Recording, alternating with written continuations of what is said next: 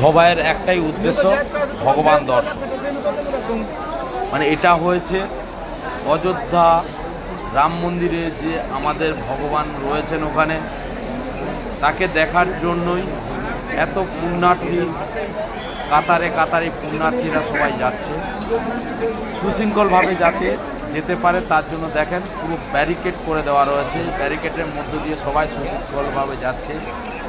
এরপরে যদি কোনো সমস্যা হয়েও থাকে তার জন্য সুশৃঙ্খলতা বজায় রাখার জন্য এখানেও প্রশাসন সদা তৎপর। দেখেন সবাই প্রশাসন সব দাঁড়িয়ে রয়েছে যাতে সমস্ত ভক্তরা পুণ্যার্থীরা ভালোভাবে গিয়ে ভগবানের দর্শন করে আসতে পারে।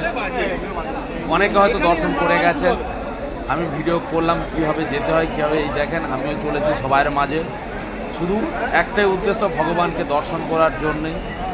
আপনারা যারা দেখেননি এসে চেষ্টা করুন দেখে যাওয়ার জন্য। সবাই ভালো থাকবেন, নমস্কার।